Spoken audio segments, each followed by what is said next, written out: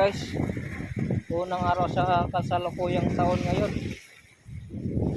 Ako sa kuan dagat, mga sakahan dito. Wala na guys yung mga sakahan, unti-unti nang kinakain ng dagat. So, hindi na talagang nawawalang lupa dito. Mas ng alon lang, ibag na ang lupa. So,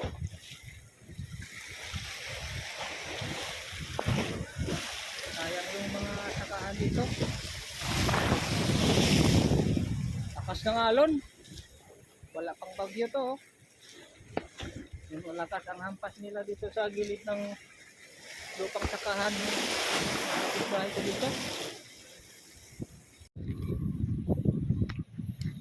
Wala na guys, sirang sira na ang sakahan dito. Sinira na ng dagat, sinira ng alon. Ini guys, oh.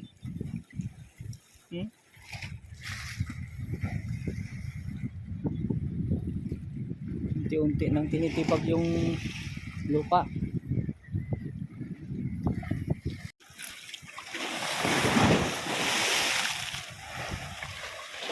Guys, ito yung puno nga nasunog nung binablog ko. Ano guys, oh. Malayo pa lang to sa tubig, pero ngayon ano nyo guys, oh, yung lupa nito diretso pa lang doon, diretso yan, ganyan diretso. Pero ngayon ano guys, oh, tingnan nyo guys, ang laki ng nakuha guys. Wala na talaga.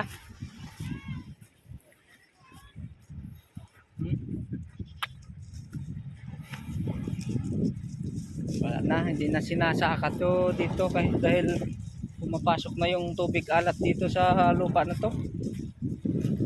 Hindi na raw kakayanin ng tanim nila dahil mamamatay yung tanim pag magkaroon ng tubig alat dito.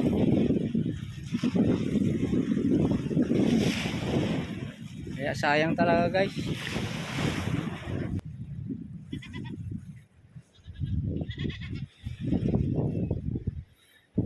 Sakahan yan lahat, sakahan.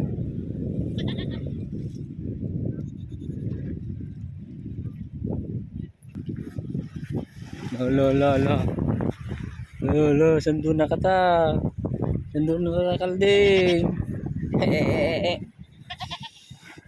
Kailan pa kaya magkaroon ng seawall dito guys? Wala talagang seawall. Dapat talaga may seawall dito para hindi maubos yung lupa dito.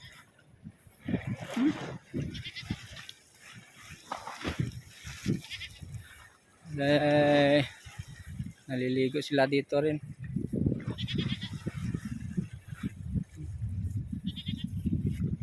Marami nagtayo din ng fish cage. Marami nagpi-fish cage dito guys.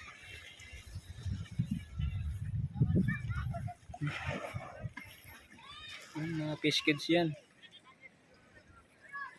Sa kabila, ibang barangay yan sa kabila. Dati sarado dito. Maliit lang to eh. Masasaraduan dito, walang ganitong kalawak na tubig dito. Magkadugtong to. Magkadugtong dito sa kabila, magkadugtong doon sa kabila. Pero ngayon wala na, hinihiwalay na, oh. Ang lawak na ng sabangan.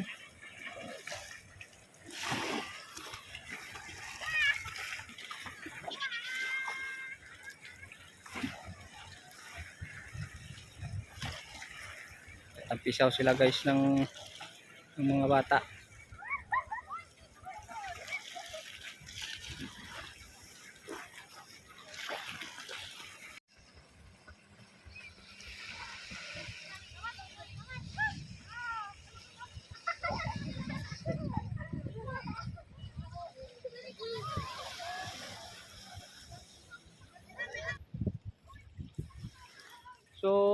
hanggang dito na lang guys.